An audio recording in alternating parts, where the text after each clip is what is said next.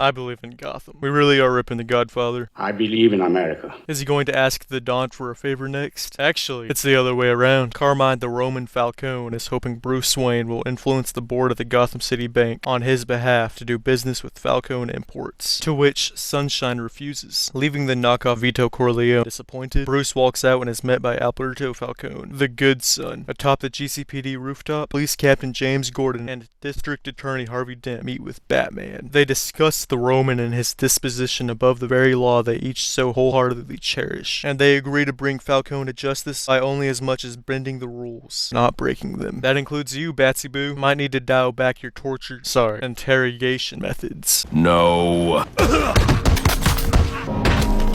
Falcone's nephew, Johnny Vitti, is murdered in his bathtub. The killer left behind a .22 caliber handgun, along with a baby bottle nipple used for a makeshift silencer and a carved pumpkin. Batman and Harvey sneak into one of the Romans' buildings, holding a stockpile of $20 million in unlaundered cash, and they burn it to the ground, making for a Halloween Carmine Falcone won't forget. But did you really have to do this on the same day his nephew was killed? At his home, Harvey opens his mail to find a package waiting for him, though I don't think it was the Danny DeVito sequin pillow from Amazon he had been waiting for.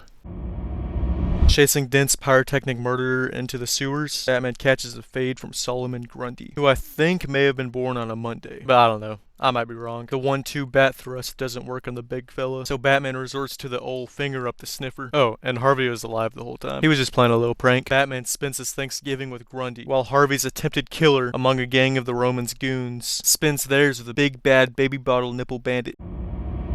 What do we have here? Seems someone's a tad jealous of this holiday killer taking his spotlight. After stealing a family's Christmas, extra Grinch, no slaw, the Joker begins his own crusade to find Holiday. Starting with Falcone's rival, Sal Maroni, and on to Harvey Dent. At his new home, the clown threatens Harvey if he really is the killer, and heads off to entice the Roman to find the rapscallion himself. Batman finds Joker's cards with the third Holiday victim.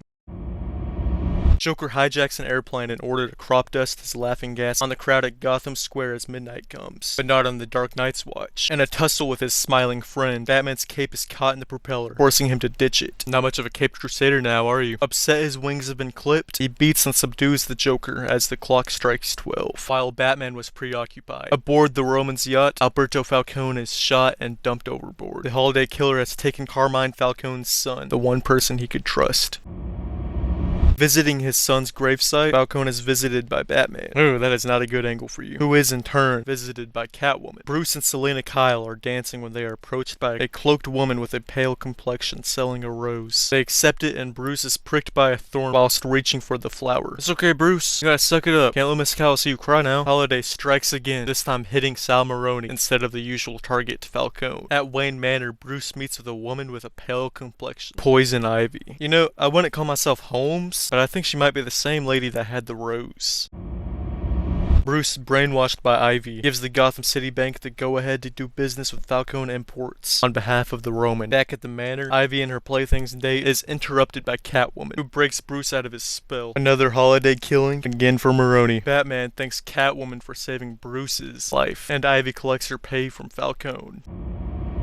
The Roman brings in the Riddler to suss out who Holiday is. Unsatisfied with the lack of a definite answer, Falcone has his daughter Sophia pressure him for the solution to the riddle. Hesitantly, he answers with Carmine Falcone. Chortling at his response, Carmine has Sophia help him find his way out, where the Riddler becomes victim to the Holiday killer. But he is inexplicably spared.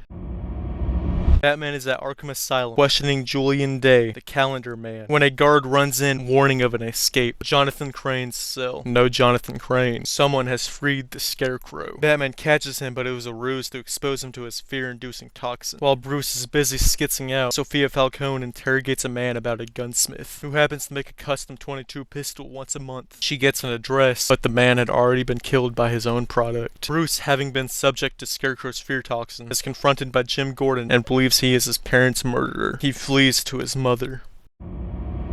Years ago, Bruce's father, Dr. Thomas Wayne, saved the life of Vincent Falcone's son, a young Carmine Falcone, shot 5 times by Luigi Maroni, Sal Maroni's father. From within the bushes of his own orchard, he is shot dead. Batcake's investigating the crime scene of another holiday killing, gets distracted and drawn away by some cool fireworks. He loves fireworks. But it was just Scarecrow spreading more toxin and robbing a bank with some gremlin in a green hat who calls himself the Mad Hatter. Batman then breaks all the bones in their bodies for getting his hopes up. The guy just wanted to see some fireworks. Sal Maroni will give his testimony against Falcone. Harvey Dent calls him to the stand. As he's questioning Maroni, he throws acid onto his face. The Roman has once again proved to be above the law. At the hospital, Harvey's room is vacant, except for a dead surgeon. At the coroner's office, Falcone's sister is killed. Batman, aura farming in the moonlight, is at the Roman's penthouse looking for Harvey. Falcone calls his past year. Batman talks to Calendar Man at the asylum. He thinks Maroni will be the next holiday victim. At the city jail, Gordon and a guard move him out for his safety. But as they walk, Sal Maroni is shot twice in the head. The holiday killer has struck once again. He has revealed himself. Alberto Falcone as Holiday. Holding Jimbo at gunpoint, he is disarmed and brutalized by the Grunt, who turns out to be the one and only Bat Goat. At his penthouse, the Roman is met by a whole variety pack of freaks, all gathered by Harvey Dent, whose face has been divided in half by the acid burn, making him some sort of Two-Face. Batman disrupts the meet and greet, putting each of his foes in their place. At the flip of a coin, a two-faced Harvey Dent kills Carmine the Roman Falcone, 2 shots to the head. Sophia, in an attempt to avenge her father, is stopped by Catwoman and falls out the window. Atop the GCPD rooftop, the trio meet one last time and Harvey turns himself in. Oh, and Harvey's wife Gilda was the original holiday killer of the first 3 victims.